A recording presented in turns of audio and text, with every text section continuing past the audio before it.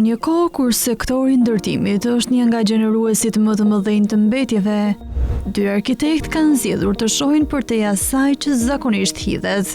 Nga kantierët e ndërtimit, aty ku materiali përfundon ciklin e vet funksional, lind një ide që jep mbetjeve një jetë të dytë, duke i kthyer ato në abazhur. Si lindi ideja e përdorimit të mbetjeve të ndërtimit për të krijuar abazhur dhe produkte të tjera dizajni? Unë dhe partnerim Gyst, jemi të dy arkitekt, jemi bashkëthemeluesit e Bezh dhe kemi punuar për shumë vite në fushën e arkitekturës dhe afër kantierëve të ndërtimit. Dhe kemi parë se sa shumë mbetje shkaktohen nga kantierët e nga ndërtimi. Kështu që vendosëm të bëjmë një ndryshim pak në karrierën tonë dhe t'i dedikohemi pjesërisht ripërdorimit të disa prej këtyre mbetjeve të krijuara. Abazhurët tanë janë të krijuar në bazë nëpërmjet disa gjeosondave, të cilat merren në kantierët e ndërtimit për t'u testuar në laborator dhe më pas ato hidhen.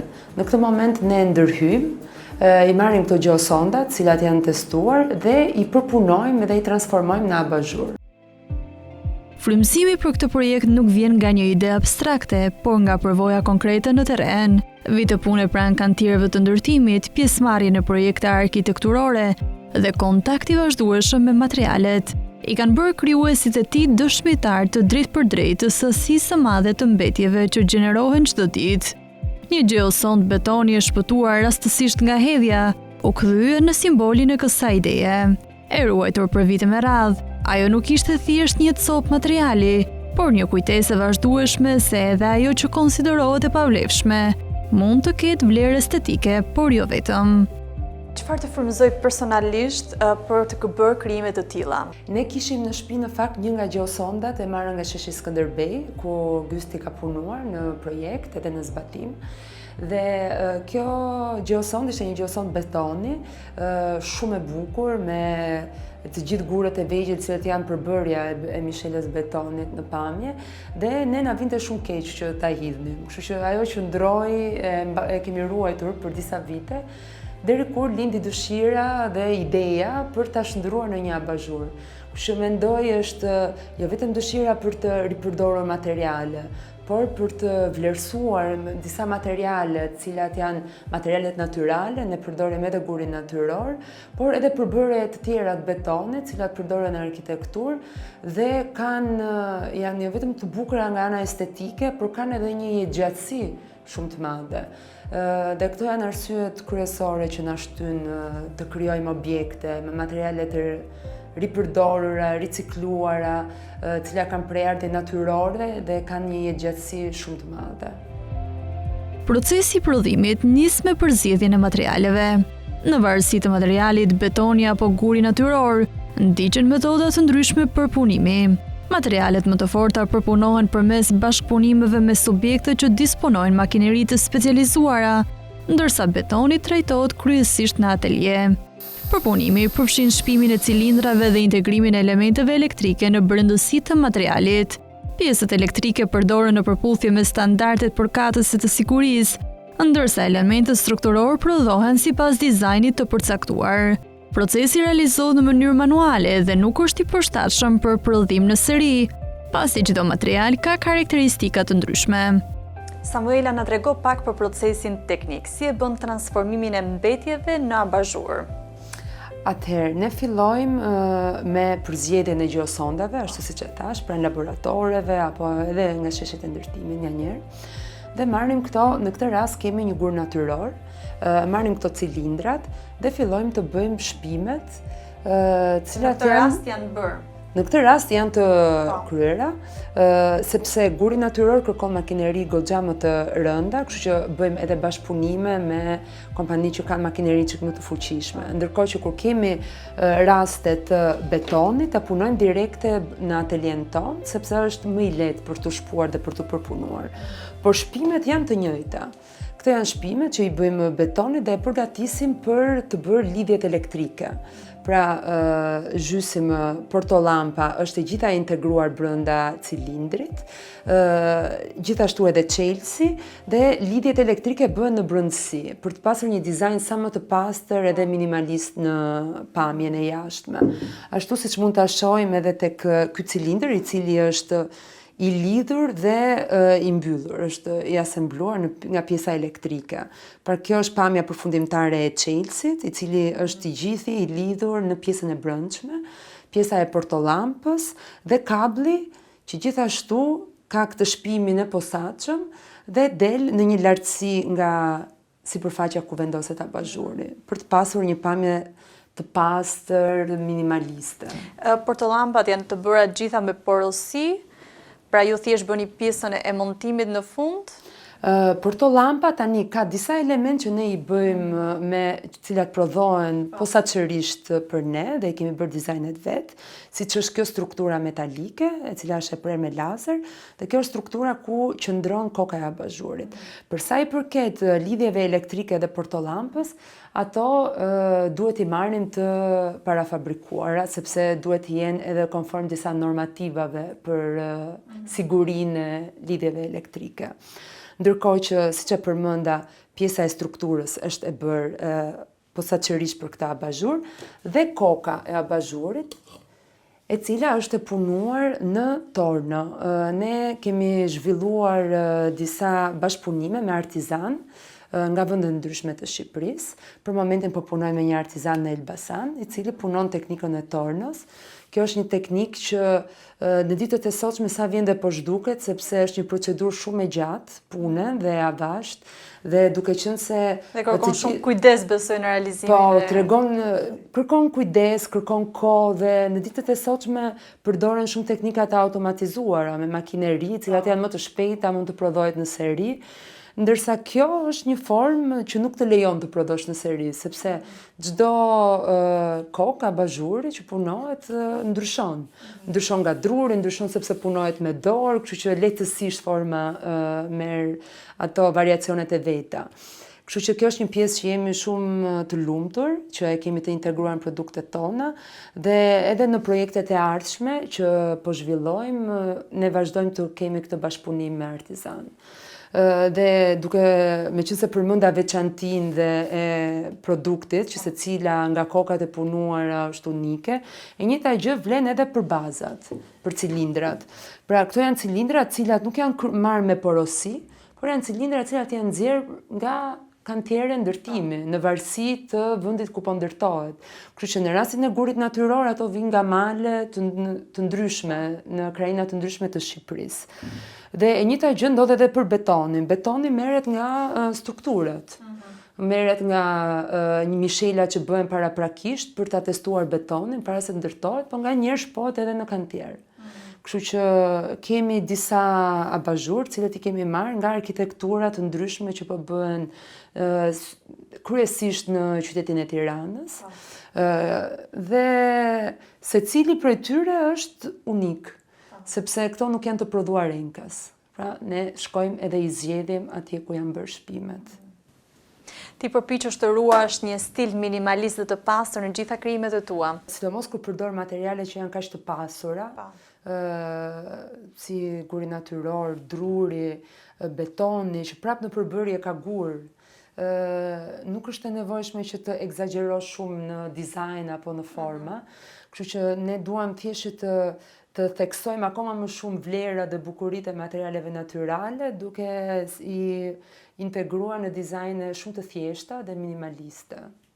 Cilat janë disa nga sfidat që ke hasur gjatë krijimit të këtyre produkteve të dizajnit?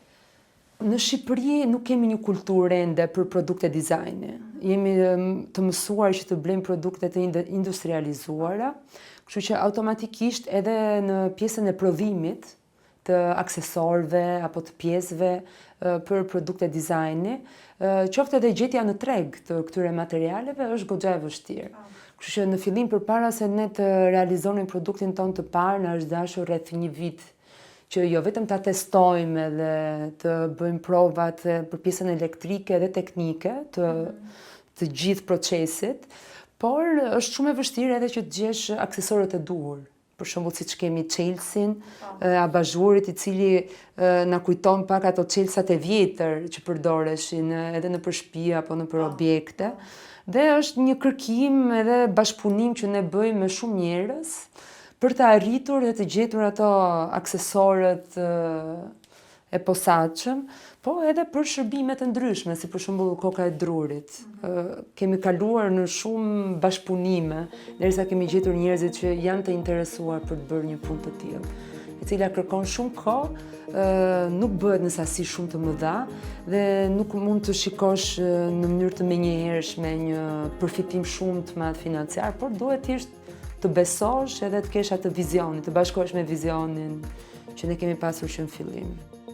Dhe po ju tregoj pak dhe asemblimi, njëkohësisht është shumë I thjeshtë, sepse ne kemi këto 3 elementet kryesor, të cilët janë cilindri, struktura metalike dhe koka e drurit. Kështu që vendosim strukturën metalike, e fiksojmë me këtë elementin e portolampës, vendosim lampën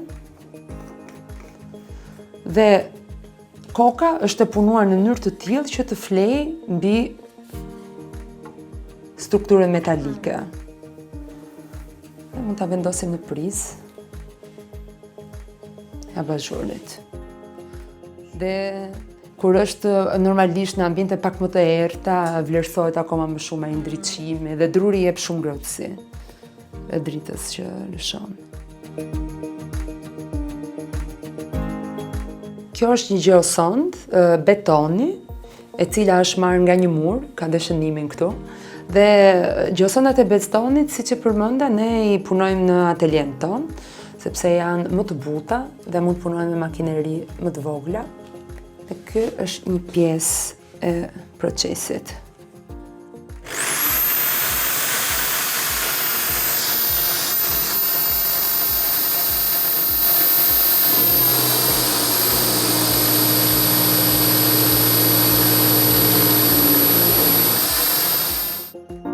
Çdo abazhur është një histori më vete, e lidhur me vendin nga ka ardhur materiali, me dorën që e ka përpunuar dhe me idenë që e ka transformuar.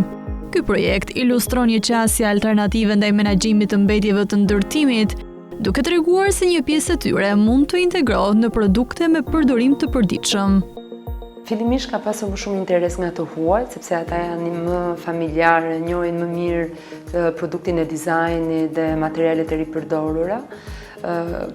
Por më pas mendoj që ka ndryshuar shumë edhe opinioni I shqiptarëve, duke qenë se ne kemi qenë goxha aktiv në evente të ndryshme dhe kemi folur shumë për mënyrën se si punojmë dhe produktet tona, qoftë edhe në rrethet tona shoqërore dhe mendoj që shumë njerëz kanë filluar që t'i vlerësojnë më shumë këto produkte. Dhe tani mendoj që kemi 50-50 midis blerësve të huaj dhe blerës shqiptar. Këto produkte nuk kanë as pak impakt negativ, madje kanë impakt pozitiv, sepse në rast të parë ndihmojnë në reduktimin e mbetjeve, sado në një sasi të vogël, por japin atë kontributin e tyre. Dhe e dyta, ne kemi një përbërje të rreth 90% materiale komplet natyrale dhe nuk përdorim edhe për veshjen e drurit apo veshjen e cilindrave, nuk përdorim kimikate, por vajra natyral. Kështu që mendoj që impakti është goxha pozitiv. Nga janari I vitit që vjen, 2026, do lançojmë në treg 2 abazhur të tjerë. Njëri prej tyre është një abazhur për masa më të mëdha, por është një vazhdimsi e tasit, pra ripërdorim të njëjtat materiale të ngjashme dhe abazhuri I tretë është një bashkëpunim I ri që ne kemi me një startup tjetër që quhet Zeja. Ata merren me riciklimin e letrës dhe bashkë kemi zhvilluar një material që ka në përbërje letër edhe napa për ta shndruar letrën në një material shumë të fortë që nuk mund të griset. Dhe po bëjmë abazhur tavoline, kryesisht dhe abazhur që varen nga tavani. Profesioni I arkitektit të ndihmon shumë në strukturimin e punës. Por edhe në gjeometri, mendoj që ne shkojmë për forma shumë të pastra dhe teknika jo shumë të komplikuara, dhe kjo është një qasje që e kemi edhe në arkitekturë dhe po e reflektojmë tani akoma më mirë në produktet e dizajnit.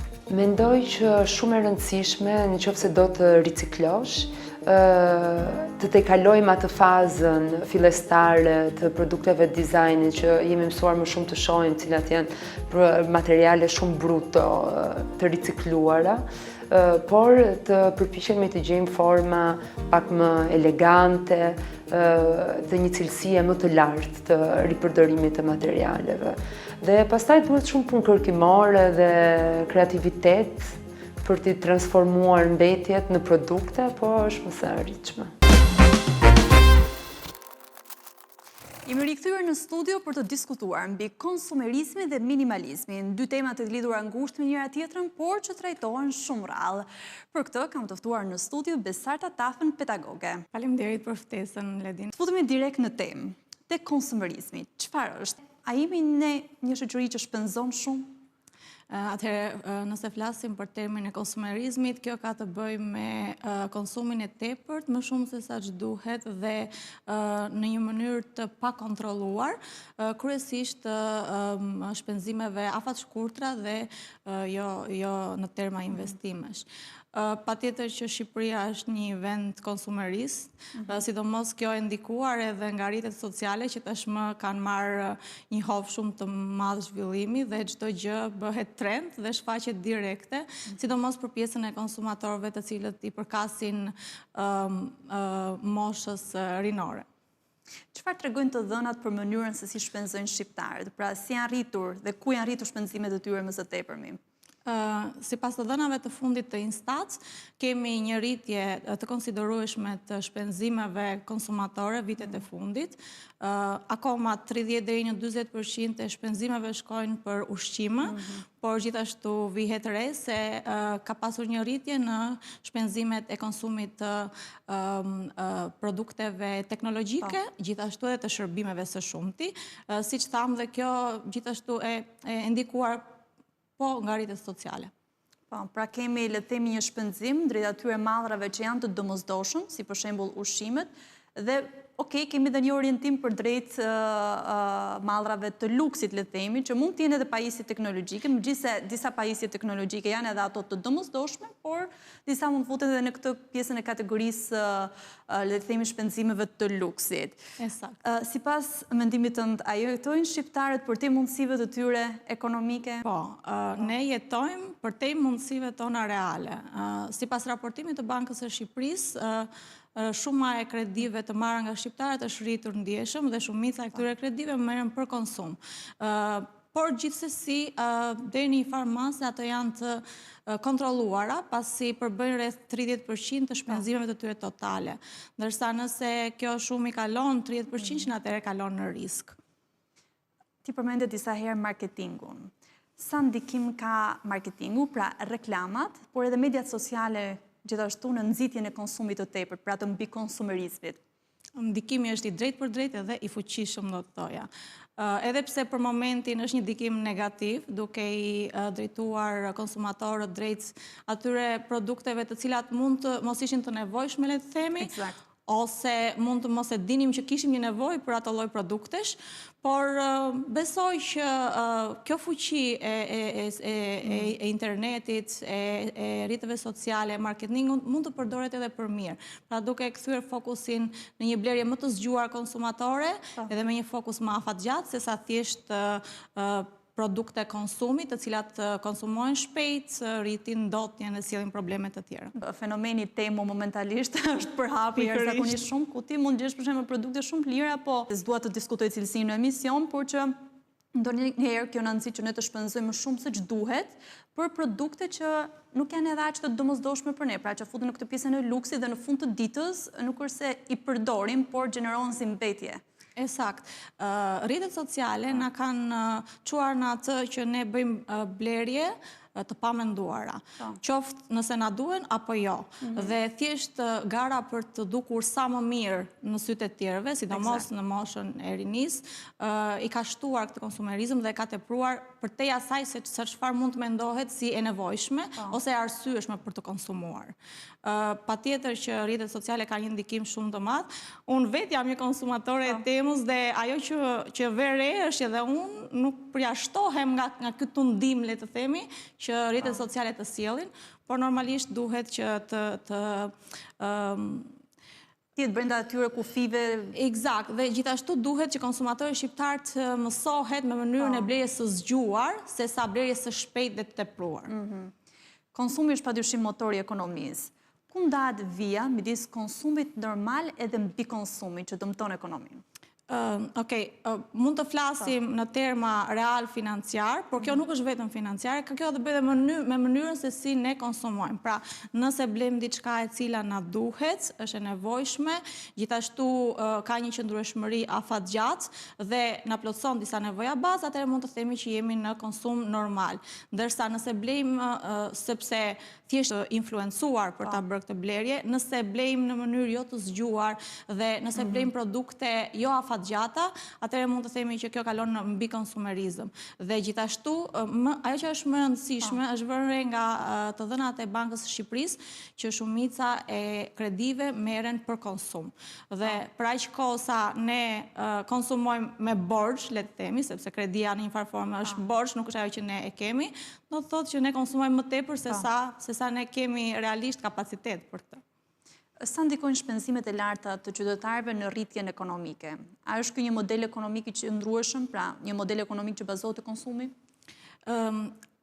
Konsumi, mund të themi, në afat shkurtër patjetër që rrit produktin e brendshëm bruto. Por, ky model ekonomie nuk është i qëndrueshëm, sepse konsumi pa prodhim patjetër që çon në riskje më të larta. Aq më tepër përdorimi i kredis për konsum patjetër që rrit ekspozimin ndaj riskut të interesit, ndaj riskut të exchange-it, pra të gjitha llojet e riskjeve financiare që lidhen me marrjen e kredive.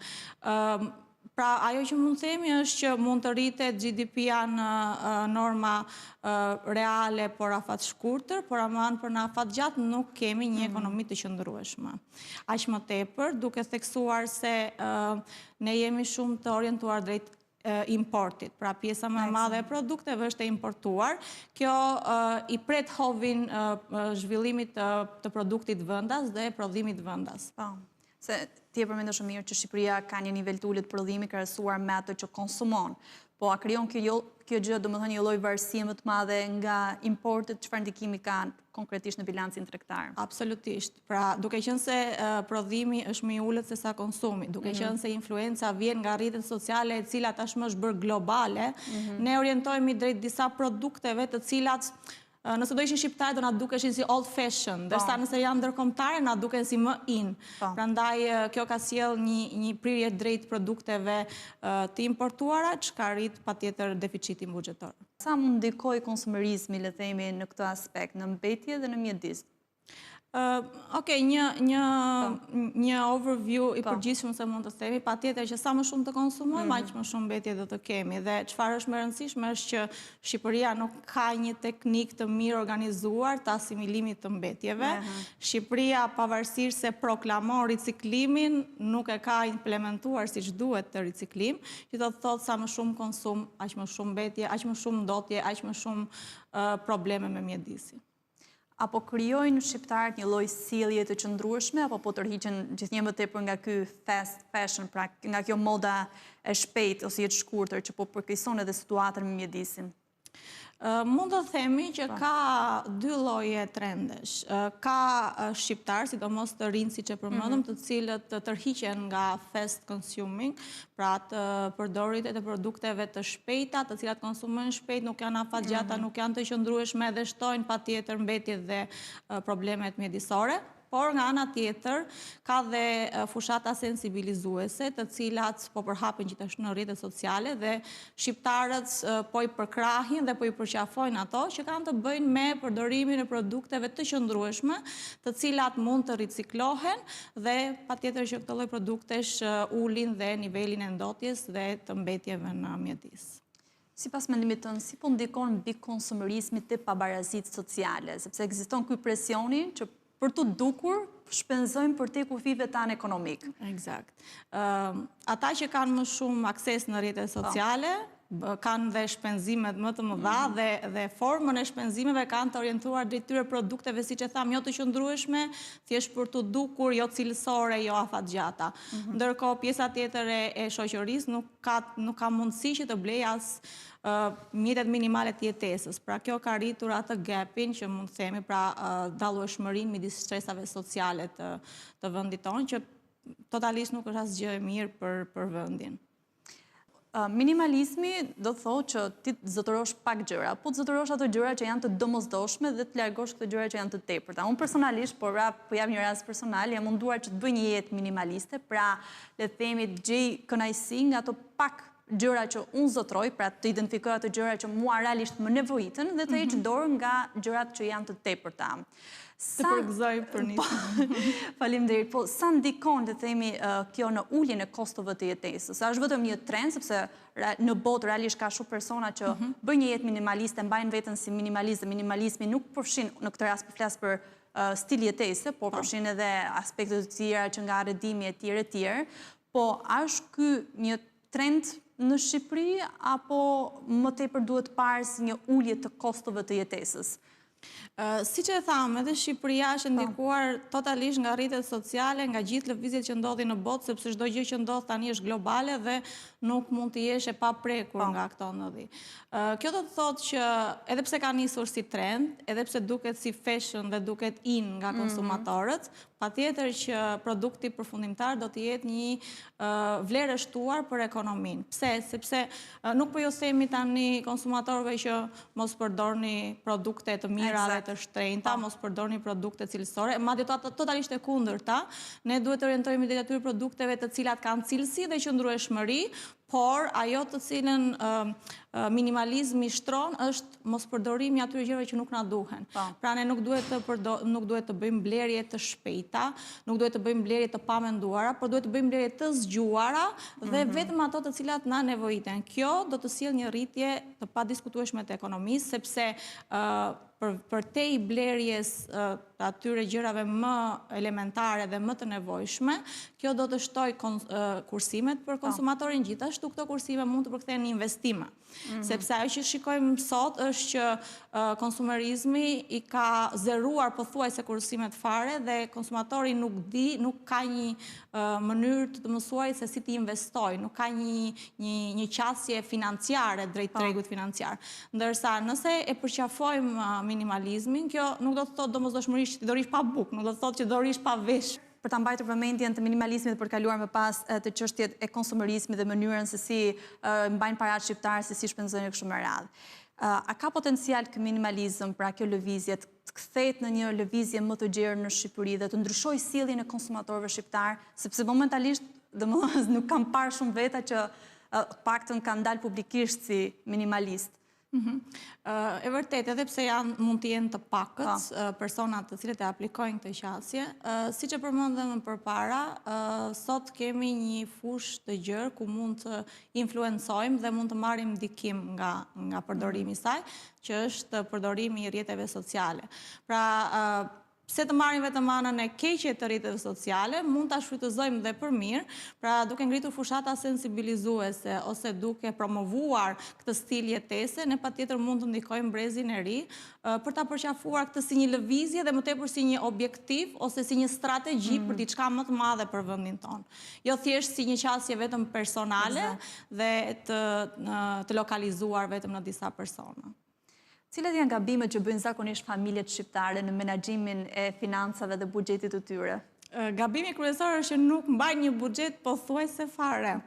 Pra ne mund të pretendojmë që bëjmë buxhetim, por buxhetimi nuk është një gjë që bëhet hape mbyll syt. Ka dhe nga ato familje që nuk bëjnë asnjë bilans në fund të muajit mbi shpenzimet e tyre për bërë një dallim se sa kanë shpenzuar realisht për ato gjëra që janë nevojshme dhe sa kanë shpenzuar për mallra, luksi, le të themi. Fatkeqësisht e vërtet. Së pari, edhe pse mund të duket shumë old fashion, ne duhet të mbajmë shënime për shpenzimet që kryejmë. Qoftë ato shpenzime për konsum, shpenzime për shkollim, shpenzime edhe për mjetet teknologjike që përmendëm ose për nevoja emergjente që mund të dalin të rrugës. Por gjithashtu edhe për investime të mundshme, pse jo? Sepse jo vetëm bizneset janë ato që bëjmë investime, edhe në nivel personal ne mund të investojmë në investime fitimprurse ose në një diçka që na kthen mbrapa atë që ne kemi shpenzuar. Pra mos të jenë shpenzime afat shkurta të cilat konsumohen dhe mbarojnë, por investimet të cilat në afat gjatë do na kthejnë fitime të vazhdueshme.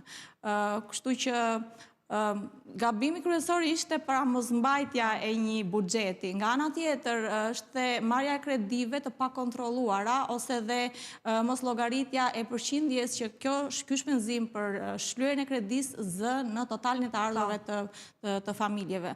Sepse në momentin që ti merr një kredi, patjetër që do duhet ta shlyesh dhe nëse nuk e shlyen atëherë kolaterali jot do të mbahet mbrapsht nga banka. Kështu që nëse familjet nuk bëjnë një analizë të qartë të totalit të ardhurave me totalin e shpenzimeve për shlyerjen e kredisë, ata do kenë përballje me shumë rrisje që vijnë nga tregu financiar. Gjithashtu edhe mënyra e konsumit është e pakontrolluar. Siç tham, kemi konsum të shpejt për qoftë dhe për mjete të cilat ne nuk na nevojiten. Pra nuk kemi në tërësi një plan se si do të kryejmë shpenzimet tona familjare. Qoftë dhe një kontroll në fund mbase jo çdo muaj, po dhe në fund të vitit mund të bëjmë një bilancë se çfarë kemi shpenzuar këtë vit, çfarë mendojmë të shpenzojmë për vitin tjetër, çfarë mendojmë të lëmë më njan për ta investuar për të ardhmen e familjeve tanë, për shembull. Të pjesa e investimit, paktën shqiptarët, me çfarë kam studiuar edhe unë, janë akoma te kjo forma tradicionale e investimit. Pra, qëndrojmë vetëm tek investimi i parave në depozita dhe që përfitojnë atë interes dhe nuk eksplorojnë mënyra të tjera të investimit, për shembull tituj qeveritar, pavarësisht se normat e interesit edhe aty, pra yieldi mund të ketë luhatje, rënje të erpaseshme momentalisht nuk është në momentin e vet të dur, por gjithsesi shqiptarët nuk shihen si ato persona që eksplorojnë shumë me format e tyre investimit dhe duan të qëndrojnë tek këto depozitat e ngurta dhe që ato i konsiderojnë më të sigurta, le të themi. Shumë e vërtet. Ne kemi folur dhe më përpara për mundësitë e shumta në tregun financiar, por së pari duhet një ndërgjegjësim i brezit që ekzistojnë mundësi të shumta investimi. Së dyti, ne e dim tashmë rolin e monedhave virtuale dhe atyre teknologjike, në të cilat shumica jo vetëm bizneset, por edhe individët mund të investojnë, qoftë dhe duke filluar me shuma të vogla, por duke i rritur gradualisht. Pra të gjitha këto janë oportunitete që konsumatori shqiptar së pari duhet të informohet, pastaj të mësoj se si të investojnë në to dhe pastaj t'i aplikojnë. Si mund të përdor marketingu pozitiv për të nxitur konsum të kujdesshëm ose edhe vetë kursim? Një nga format më të thjeshta është përdorimi i rrjeteve sociale. Nga një analizë që është bërë për marketingun digital, është vënë në re që konsumatorët ndikojnë shumë nga reklama digjitale dhe nga çdo gjë që shfaloset në platformat e rrjeteve sociale dhe platformat digjitale. Është pak problematike se vetë reklamat, për shembull, për ta shohim në këtë aspekt, janë krijuar që të tërheqin më shumë njerëz për të shpenzuar dhe jo për të kursyer. Eksakt, po për shembull mund të ndërmarrim fushatat të përdorimit të disa llojeve të produkteve, të cilat janë shumë fashion, por ndërkohë janë dhe të qëndrueshme, ose produkte të cilat nuk janë vetëm për të dukur, por janë për mbushjen e një qëllimi më të lartë ose një objektivi më madhor se sa thjesht konsumi përditshëm. Ose nuk kanë për shembull një efekt shumë të dëmshëm në mjedis, pra mund të jenë produkte të riciklueshme. tani në kohët e sot me gjithnjë më shumë edhe bizneset vetë janë orientuar ndaj asaj që quhet social responsibility dhe ata i kushtojnë shumë vëmendje edhe pjesës së mjedisit. Pra edhe produktet të cilat po prodhohen tani janë miqësor me mjedisin. Pra marketingu nuk ka pse të stopoj punën e vet, thjesht duhet të ndryshoj orientimin. Jo drejt atyre produkteve të cilat nuk janë afatgjat, por drejt produkteve të qëndrueshme dhe me benefite të shumta. Ndalemi me pak të kjo pjesa jo mallrave të domosdoshëm, se ti the që shqiptarët shpenzojnë kryesisht për ushqime, normal që ajo është jetike. Po cilat janë këto mallrat e tjerë të luksit për cilat shpenzojnë shqiptarët? Së pari përmendim mjetet teknologjike, që kanë marrë një hof shumë të madh zhvillimi dhe shumica e këtyre mjeteve teknologjike blihen zakonisht jashtë, siç tham, bazohen tek importi, sepse pretendohet që cilësia është më e mirë, pretendohet që kanë disa karakteristika plus nga ato që kemi ne në vendin tonë, ose Shqipëria nuk ka mundësi që të prodhoj produkte teknologjike. Pra nuk jemi të specializuar në teknologji. Vendi jonë është më tepër prodhues bujqësor se sa i mjeteve teknologjike. Nga ana tjetër, përdorimi i këtyre mjeteve është shumë i rëndësishëm për konsumatorin sot, sepse nëpërmjet tyre ai mund të aksesoj shumë porta të tjera në cilat të futet. Gjithashtu edhe ato të investimit. Pra ai mund të quhet thjesht si një hallk lidhse midis konsumit dhe investimit. Por ajo çfarë vjet re është gjithashtu dhe një shpenzim i tepruar në pjesën e udhëtime jashtë, shërbime të ndryshme luksi, të cilat më përpara shqiptarët nuk është se kanë qenë të orientuar drejt tyre. Por gjithashtu së fundmi është vënë re edhe një rritje në shpenzimet e transportit, që do të thotë që shqiptarët lëvizin shumë, kanë nisur të lëvizin, qoftë për pushime, qoftë për aktivitete argëtuese, qoftë edhe për aktivitete të shkëmbimit kulturor. Tashmë që ne aderojmë në Bashkimin Evropian, shumë institucione të arsimit të lartë, por gjithashtu dhe institucione kërkimore, po angazhohen në projekte të financuara nga Bashkimi Evropian. Kjo ka krijuar mundësinë e shkëmbimit kulturor dhe të stafit të personelit nga një vend në një vend tjetër. Kjo gjithashtu ka rritur dhe shpenzimet për transport, së shumti jashtë vendit. A ka ndryshuar mentaliteti i shqiptarëve vitet të fundit përsa i përket si kursimit ashtu edhe konsumit të tepërt? Mund të themi që ka një ndryshueshmëri, sepse normalisht kjo vjen gradualisht, nuk mund të themi që jemi njësoj siç kemi qenë këtu 10 vite më përpara, edhe pse konsumerizmi është i përhapur, vjen re këto lëvizje që tham drejt minimalizmit. Nga ana tjetër, shqiptarët kanë filluar dhe të edukohen drejt investimit afatgjat dhe me kthim të lartë. Kështu që ka ndryshuar, mund të themi, pra edhe qasja, edhe mënyra e konceptimit të asaj se çfarë duhet të konsumojmë. Besarta, të falenderoj realisht shumë për bisedën, është gjithmonë kënaqësi të kemë në studio. Kënaqësia është e ime, jam gjithmonë e kënaqur kur vi këtu me ty. Ky është edhe emisioni për ditën e sotme. Do të shihemi sërish javën e ardhshme në orën 21. Mirupafshim.